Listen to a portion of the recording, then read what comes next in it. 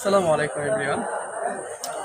আমরা যারা অনেক ভালো স্পিকিং পারি বা অনেকে পারি না, অনেকে হয়তো অনেক ফ্লুয়েন্ট স্পিকার, কিন্তু আমাদের স্পিকিংটা আরও সৌন্দর্য বাড়িয়ে দেওয়ার জন্য, আরও সুন্দর করে স্পিকিং করার জন্য আমাদের কিছু ইডিয়মস দরকার হয়।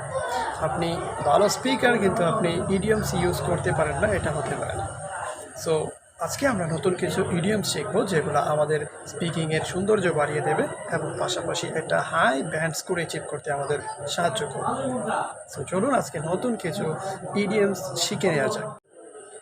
আমরা যখন অনেক বেশি খুশি থাকি বা আমরা অনেক বেশি কী বলে এক্সাইটেড ফিল করি, তখন আমরা বলি যে I am very happy, I feel breathtaking. So এই ধরনের ওয়ার্ড ইউজ না করে আমরা কিন্তু অল্টারনেটিভ ইডিয়মস ইউজ করতে পারি।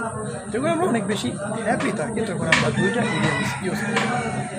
আপনি হ্যাপির পরিবর্তে বলতে পারেন on cloud nine, I feel on cloud nine. অন্যদিকে আরেকটি সুন্দর ইডিয়মস হচ্ছে ওভার দ্য মুন। প্রায় সব ম্যাক্সিমাম আইএলটিএস স্টুডেন্টরাই এই মুহূর্তে এই দুইটা ইডিয়মস ইউজ করছে, কারণ তারা জানে যে এই দুইটা ইডিয়মস তাদের স্পিকিংটারে অনেক সুন্দর করে এবং পাশাপাশি একটা হাই ব্যান্ড অ্যাচিভ করতে সাহায্য করে।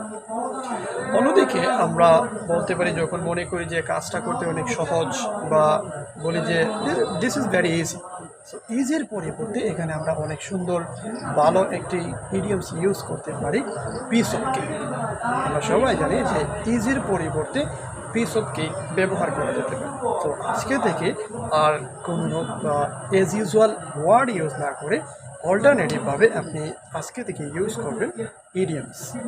সো কী দাঁড়ালো, আপনি হ্যাপির পরিবর্তে ইউজ করতে পারেন on cloud nine, over the moon.